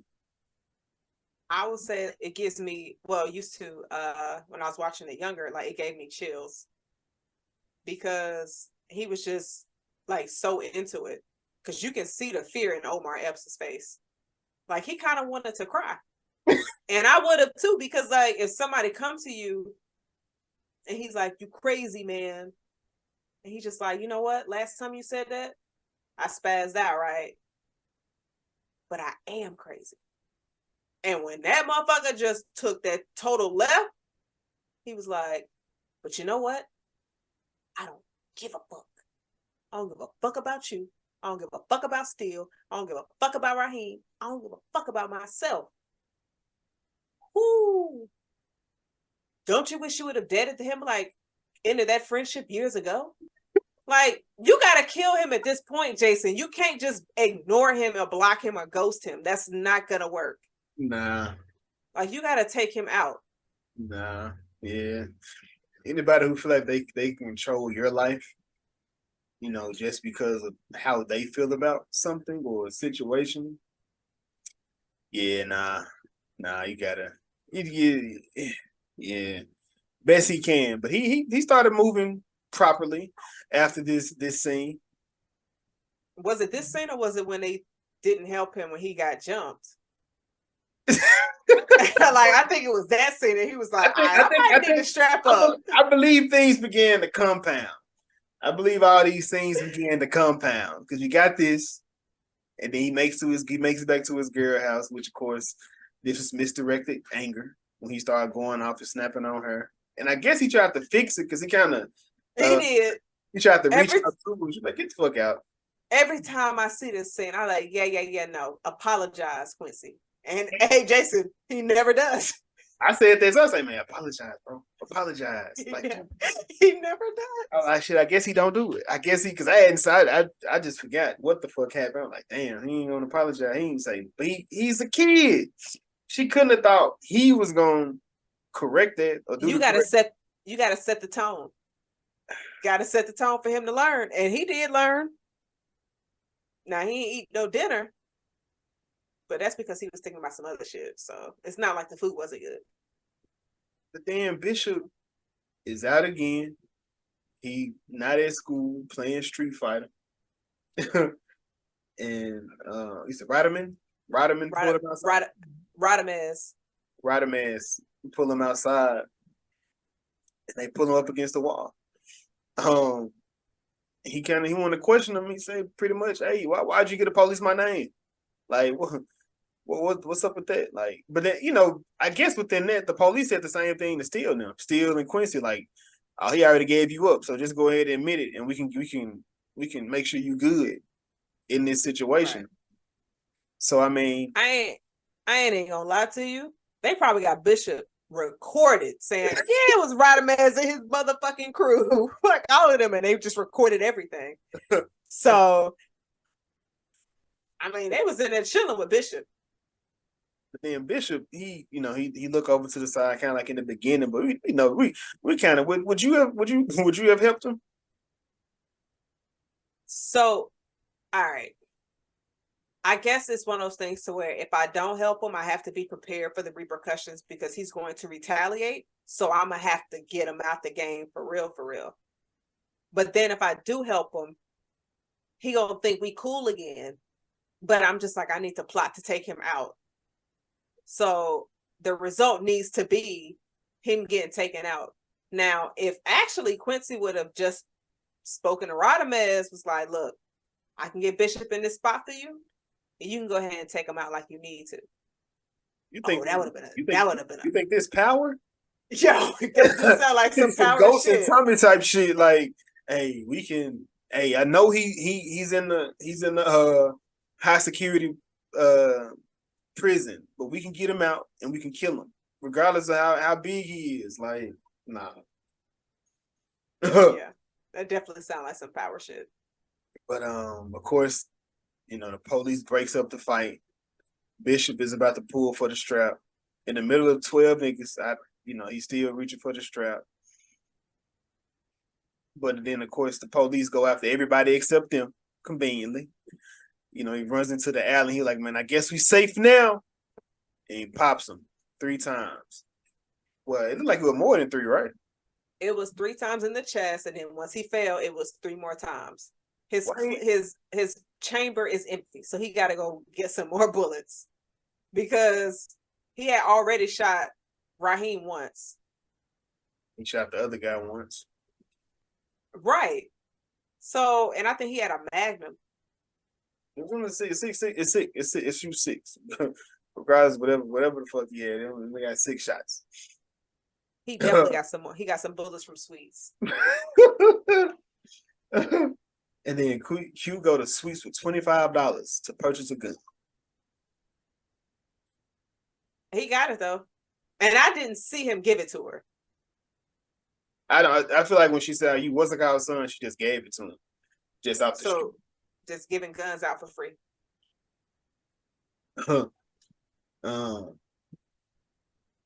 then he kind of alludes to Yolanda that he knows who killed Raheem. Like, that's your best friend. He ain't really saying much, and he get his phone call. Like I said, we don't know how he knew he was at. If he sent the bird call, or what? He threw his hat up. He threw the hat up in the air and was like, "I'm over here." But of course, it's Steele. Steele was on his way in the house after the jump attempt, and Bishop was waiting on him. How long was he sitting? I was gonna ask. These motherfuckers be waiting for a long time. He was like, "About time you got home." Can you imagine going to the house and somebody is sitting outside your house and it was like, "Well, about time you got here," and they not supposed to be there, bruh? The crazy thing is your friends, so they know everybody. So it's like they're not even thinking on it like nothing crazy. right? um, so Tupac takes the phone. He's snapping out, going off. To an empty phone. I don't know why Q didn't say nothing. Q should have just said something. Like I feel like Tupac sped up the process at this point. I feel like he was gonna kill him, but I feel like it was like he would have maybe thought about it a little bit. You don't think so? So you mean today was Wednesday. Instead of shooting Steel today, he would have said, "I'm gonna shoot him on Friday." Yeah, yeah. I mean, 2 more days. Shit, yeah. I feel that. I mean, possibly because he could have easily just said like, "Yo, what up, bitch? Like, I'm with my I with my lady, so like I can't come to the arcade." But the thing is, Steel couldn't even play that shit off because he was like, "I'm scared of shit, man. Like he's scaring me." Bishop is hearing all of this. Bishop is like, "Who is that? And why are you bullying your friends? Do you Well, bully your friends?" clearly, they're not friends. We know they're not friends. Oh, well, all right. So let's day ones. You be bullying your day ones? Nah, man, I'm not on that engine. I'm not accepting it either. That part. Busher, he takes Steele out. He should take him to an alley. Like, why would you go to an alley with the crazy nigga anyway? I guess he like Bishop is a crazy nigga out the group, but he's still in the group. Yeah. And like Steele was so scared of him, he would have followed him to the end of the earth if he knew that was the end of the earth. Yeah. But he was like, I can't say no because I'm too scared of him. Do not be in friend groups where you're scared of anybody in that friend group. But also for the simple fact, like he know what Bishop is capable of. Yeah. Because he told Q earlier that day, he was just like, Bishop's over here saying like, I kill Hakeem, I kill, or Raheem, and I kill Old Man Willis. And he was telling Q that he was just like, he talking crazy. So I can see like why Steele was behaving the way that he was, because he was just like, I don't want him to kill me or maybe my family, because he's not the person who I thought he was. So it's kind of like you just don't think they'll hurt you, but you just go along with them just to please them so they don't snap. And that didn't really pan out for Steele, because Bishop was like, I was hoping we get past this. Wait, you killed our best friend. I don't know, like, how I'm supposed to get past this. Like, I was a witness to that. Yeah, yo, he was delusional as hell. It made it seem like he was just a roach. like it's nothing, but he shoots him, and he hides in the top of the buildings. He hides in the top of the buildings. Q out looking for Bishop. Not Q is out looking for not Bishop. He looking for Steele. Goes into the place. I guess he sees the ambulance, right? The ambulance of Steele. Yeah, and so like while Q was out looking for Steele, Bishop was over here telling everybody that Q killed Raheem, Rodimus, and Old Man Willis. And so once they got to the ambulance, everybody looking at Q like, yo, you did this. So then we get another chase scene. They stay running. Man, they stayed on it on their thing. He pulls a gun on a homeless person. He throws it. After that, he's kind of scared him, so he throws it into the river. And he hides out. On the free gun that you just got. I don't know. I went through that little pea shooter away. I would have kept that. Never know what may happen. I thought that gun was cute. I was like, I want me one of them. Yeah, it was cute. That's it. It wouldn't hurt nobody. No. And how did he sneak back into the building and hide inside the room that had no doors around it except one entrance? Who? Q. What you talking about? Remember, he snuck back to Trip Place, and he hid inside that one room. Like, how did he get in there? Like, All right, so check this out. There's a cubby. I don't know. I don't know how he got in there. And I don't know why he thought it would be smart to sit in there with the lights off. But Trip was so damn smooth and cool, like he didn't flinch at nothing. He's like, Q was like, you know me since I was a kid. I've known a lot of killers since they was a kid. He's like, hey. But I like when I first saw when Bishop was telling him how he thought Quincy did all of this stuff, I didn't think he would believe him because he was just looking at him with the straightest face. And I was just like, okay, maybe he's not gonna listen to nothing Bishop has to say. But we see that was wrong. So I thought that was wild. And he was just like, all right, so give me some money to deliver your message. And all Q had was $1. When he was the one that brought in the most money from the crew, all he had was $1. And it was a wrinkled ass dollar. Like, damn. But and then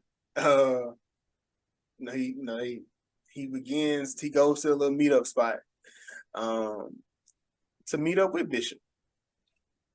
And then he looking over, looking out, looking over, and like I said, at this point, this movie is now a horror movie or a thriller. I don't either way you want to put it. Him hiding at the actual scene. What do you think about this scene? Because like I said, with him, I was waiting. Like it kind of feel like something to happen because the way they got him in one side of the frame, and you got a big ass shadow in another side of the frame. so I thought it was dope. I was curious, like when I was rewatching this today for this review, I was just like trying to envision how they were recording this entire shot because it was definitely expanded over multiple, like a large area. But I thought Bishop was crazy just to be trying to shoot at Quincy. Like you can hit somebody else. It must be hard to shoot when you're running. It must be. Hey, John Wick make it look easy is all I'm saying. They literally want you. It's like almost perfect form when you're doing it. You can't do that. Yeah, I won't. That's when I purchased mine. When I purchased mine, I practiced it. It's running with it. I ain't never shot it, but I did practice running with it. So do you have like both hands, or do you just have it in one hand? In one hand. It was because of Bad Boys. When I say Will Smith running, and I will say, a lot of movies, I think they got scenes from this. I feel like Tom Cruise is one. Like just because when you actually watch the actor running, you mean your savior? I said when you watch the actor running in the scene and you see it like on screen, it's like that looks so much better than like they did. They had a lot of horrible cuts and jump scenes in here, though. I will say that like there was a lot of cut scenes like that was unnecessary. Right. But when they were running, like them was hard. Yeah. Like just watching them run, chase each other. Yeah. I thought that was dope. But Bishop got a shot off of Quincy. Shot him in the arm. Yeah. And so during this entire chase scene, I believe we're also getting shots of still being alive. And so when I first saw this, I was just like, wait, how is his ass still alive? And the thing that they kept saying about him through this entire movie was making fat jokes. Was like calling him Big Chops, Big Boy, all of that. When the thing is, that is what saved him. Because Raheem got shot once in the chest, and look, Raheem was Bishop was putting that bullet on them in the chest. Like he wasn't missing those shots. And so when you see where Still got shot at, you like, damn, he got shot in the chest, but he got like the extra thickness was what keeping him alive. The thing that they were pretty much judging him on at the beginning of the movie.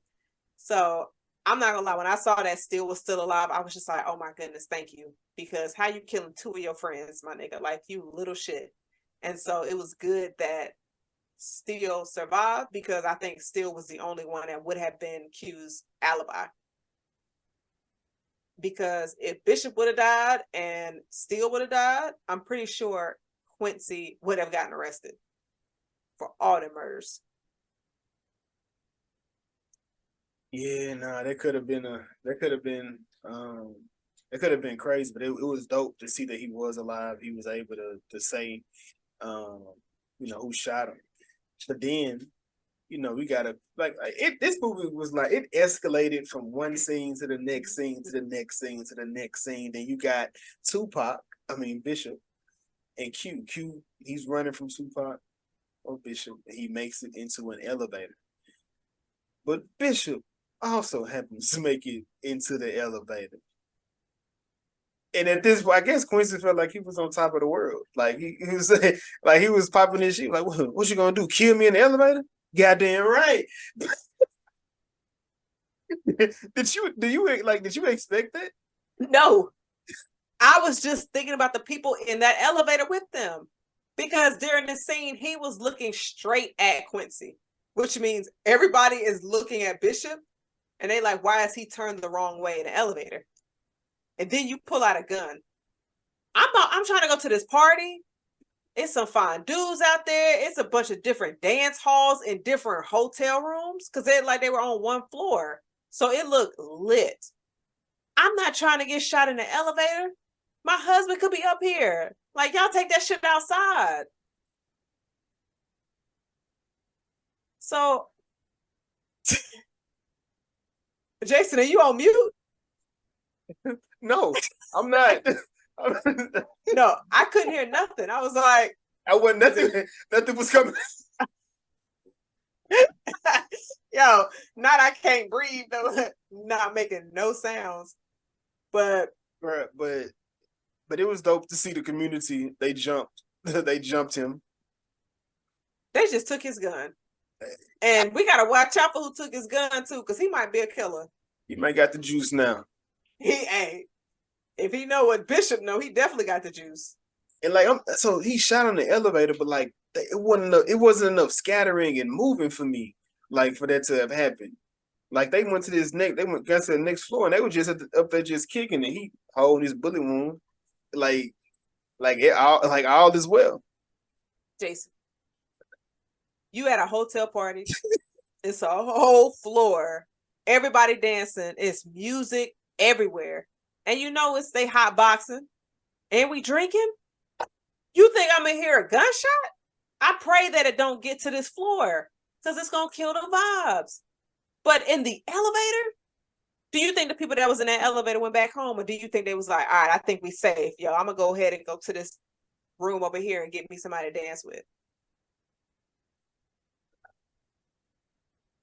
You don't know? They never moved.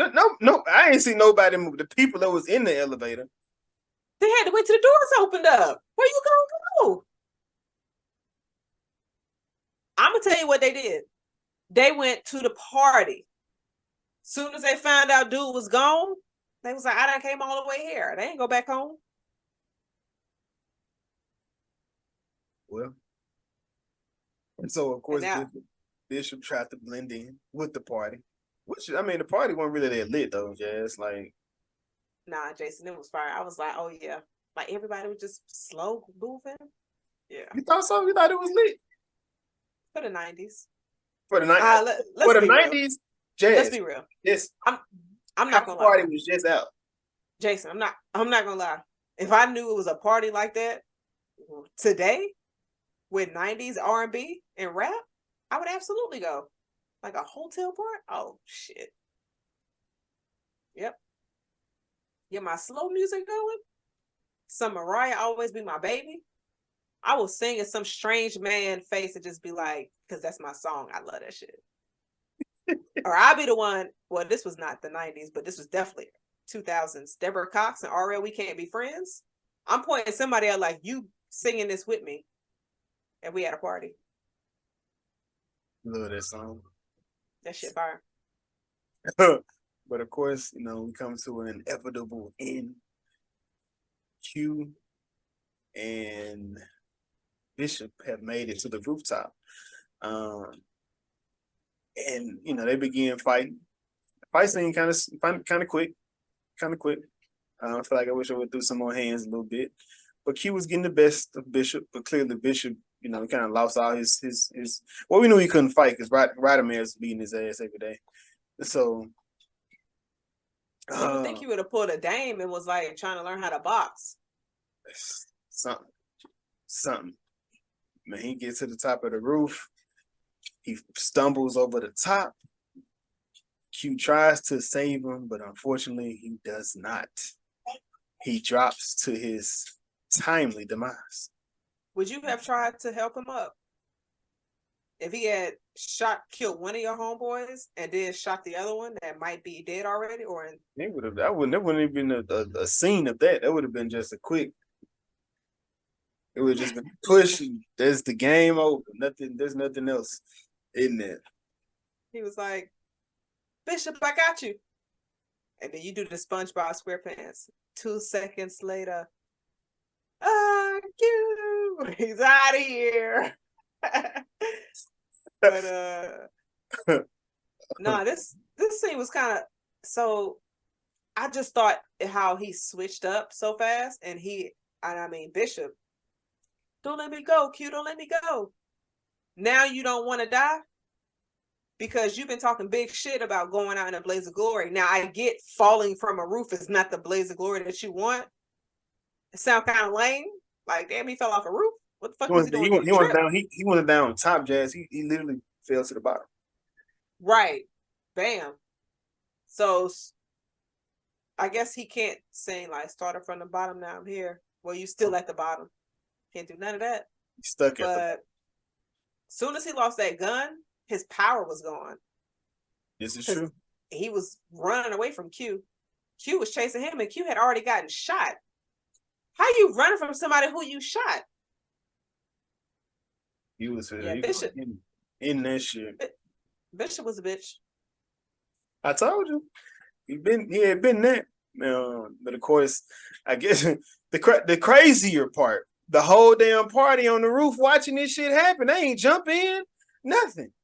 Why are you jumping in for? Why they watching as a group? What you supposed to do? So we supposed to go help him get the dude that was shooting up the party? Oh, hell no. Nah, let that motherfucker fall. I wouldn't have got in that. Nope. And then you ended on one of the best lines in a movie. You got the juice now. Right. I kind of wish he would have been like, no, but the kind of facial expression that Omar Epps gave us, like, I get why they didn't add any kind of like dialogue there. That was the conclusion of Juice. Do you have any other commentary, concerns, comments, something they should have brought up, didn't bring up that you would like to discuss in this movie? No, I definitely enjoyed this movie. I would consider it a hood classic. And even though Bishop was a character that you hated, the performance of Tupac was amazing. But I'm also a stan, so. You are. So of course, $1 million question, Jazz. Was it good though?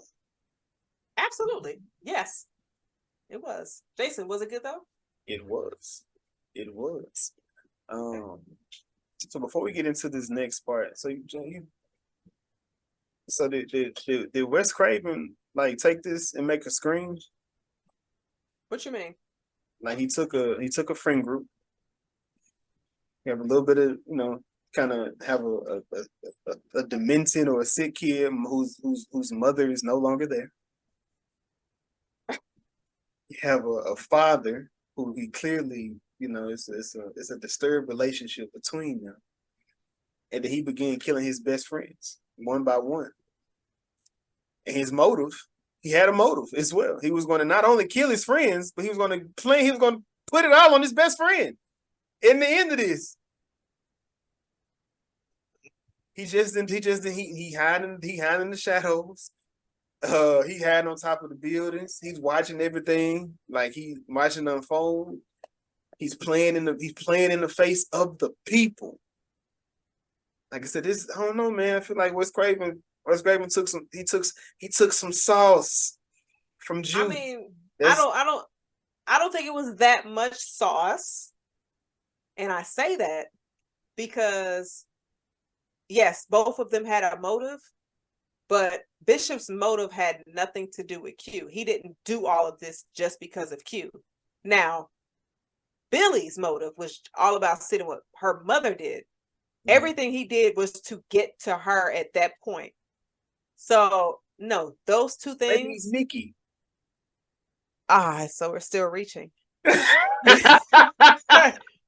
No, so he just I mean, hypothetically, if you look at a lot of these movies where it's always one crazy friend, which a lot of them are, it's just basically trying to teach you to look deeper into your friend group and make sure you ain't got no hating ass killers in your group.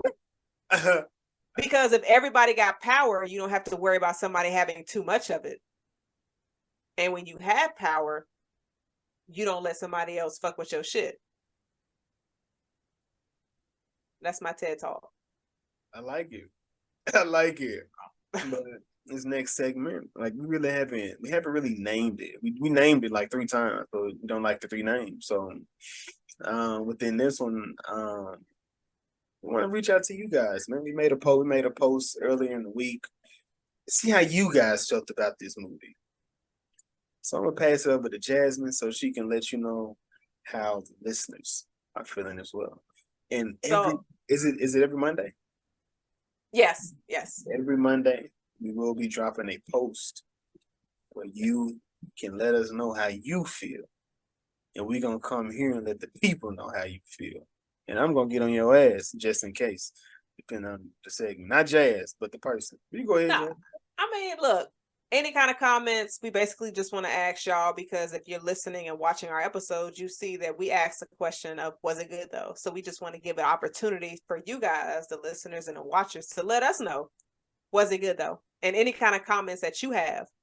I have 3, because I've had a few people reach out to me, we reaching out to folks, letting them know, like, comment, let us know your thoughts. So, and we share them. We let you know that we're going to share them. If you don't want your name shared, we could do it unanimously or anonymously. Jason probably will share your name, but I'm gonna leave. That's on him. If you tell me to call you Bill and your name is Daquan, I'm gonna call you Bill and I'll read your comment. But now a few of the comments and feedback that I got when we threw out a polls, a lot of people definitely enjoyed this movie and they considered it a classic. So I definitely love seeing that. We had a few people that did not think it was a classic. It was either they haven't seen it or they weren't really feeling it, which I can understand because there's a lot of triggering things in this. Like having a fucked up close friend trying to kill you can definitely trigger you. And so some of the feedback that I got was kind of directed a lot at Tupac's character, which I thought was funny. So I have a comment from Mo. Mo was like, he was jealous from jump, mad at everybody because he could never get what they had, which was hard personality and real friends, family, and had love from them. His character was insecure.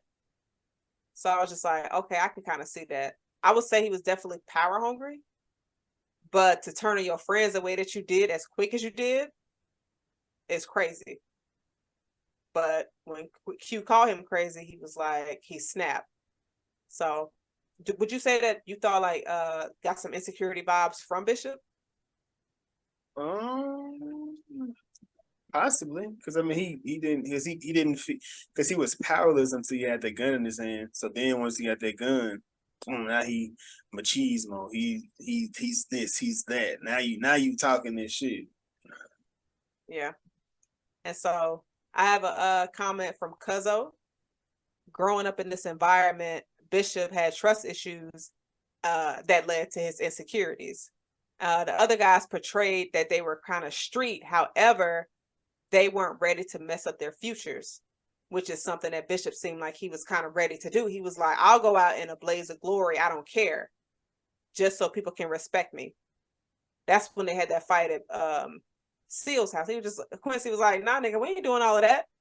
Like, we not, ain't nobody dying today. And we can kind of get that from Raheem as well, because Raheem stopped Bishop from going in that store. He was like, nah, I'm going to make sure I'm not going in there, and I'm making sure y'all not going in there. So, what'd you feel about that comment? Yeah, no, I definitely get that. Like, well, I feel like they all had pretty decent futures, but like, did they care? Is the bigger thing. Like, do you even care about what's coming next? Like I said, I mean, you really only seen it from Q. Unfortunately, that was the bad thing. Like, nobody else, like, that's why I was like, the only thing that they could have done to make this movie better was actually motivate these other characters to do what they was doing. You really only had Q motivation and Bishop motivation. Still kind of like he just went along with whoever, at the moment. But then Raheem, like he was just like I said, the leader of the pack, but not aimless. Like I said, he wasn't trying to get his son. The money was the only thing. Like, yeah. And then my last comment is from Tori. This is funny. Tori said, the way I would have been out that door and on my way to the police station after he shot the store owner, I'd be set up my plea deal. Would you have gone straight to the police? Tori is a Jason? snitch. Tori, you are a snitch. Clear. You are a snitch. I know for a fact. Jason, we not attacking nobody for their comments. No, we are. We no. We snitching. But why are you saying no? We chose to go into this place and commit crimes. That is a snitch. That's the definition of a snitch. You can't be down and then change your mind halfway through it. Like, you gotta commit. So if you're gonna commit the crime, you gotta do the time. You snitching, you know what I'm saying? I don't know what may happen. Don't be snitching though. Not like that, at least. You'll be like, oh, all right. You can't really do crime, but not that crime. No, it's a crime. All this shit's a crime. Like we all going. Because if they put us in there, I'm not gonna say I did it. What you gonna do? You gonna have one against three at that point. But those are the only. Me? Yeah. No, I don't think so. You don't think so? We need a yes or a no. A yes or a no, man. Nah, I ain't gonna stitch. There we go. Man. You better hold it down, my nigga. Well, yes, your ass, Nick. No. But those are the only comments that I have. Shout out to everybody that submitted the comments. We definitely appreciate it for those that voted on our polls. And keep a lookout for the one posted for this week. There we go, man. But this was the episode 67. Juice. Not you forgetting about Link of Thrones. Oh shit, we did. But look, I haven't gone nowhere too far. I haven't gone too far, but this is okay. Let me get back here. The Link of Thrones is the section where we pick a movie or director from this movie, an actor or director from this movie, and we put you on to something that they have been in, or that's coming up. And I'm gonna let Jazz go first. I am going to go with Tupac Shakur. And my Link of Thrones is going to be Above the Rim. Another hood classic. You said this You said what? This wasn't his first movie?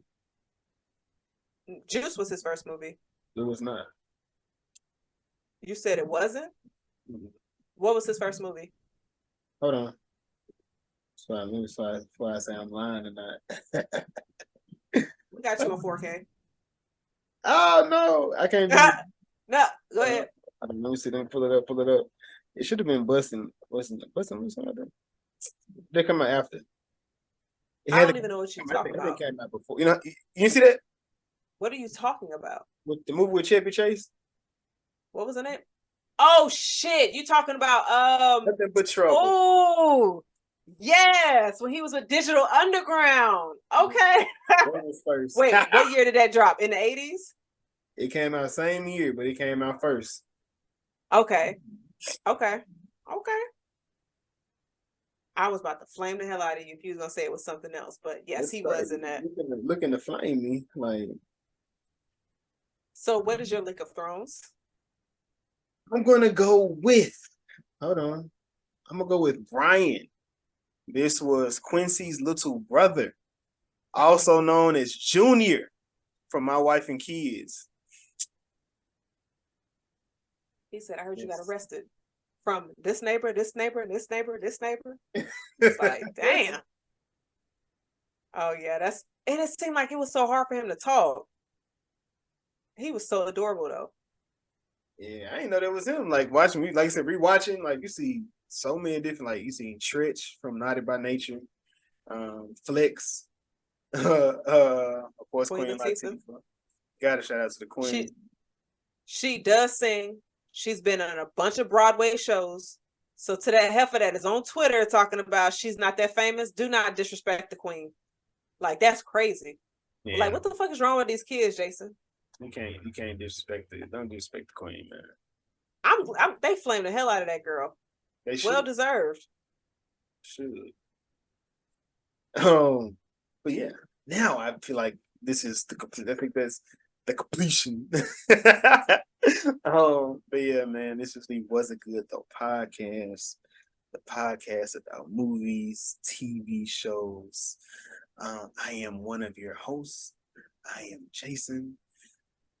I am joined with Jazz. Jazz, you have anything for the people before we close out? I do. I just want to say one thing. We are trying to push to get 500 subscribers on our YouTube before the end of the year.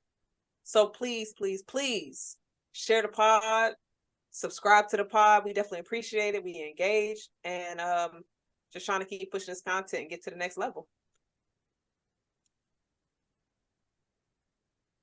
Double down, triple down, quadruple down, septuple down. What? Nothing. Yeah, Nothing. I know. Yeah, just we making up shit. Definitely trying to push that. Please, please, please. We appreciate everybody that's listening, following our podcast community, which is growing still. The people that's chatting with us on our premieres is growing. The people that joins, the comments, TikTok, the different ways we get introduced to different people is beautiful. It's been a pleasure. We have a Mass Debaters episode out there now. Go check that out on Spotify. You can watch and listen on there. But again, man, this is episode 67, Juice. We appreciate the listen. We appreciate the follow. Until next time, deuces. Cheers.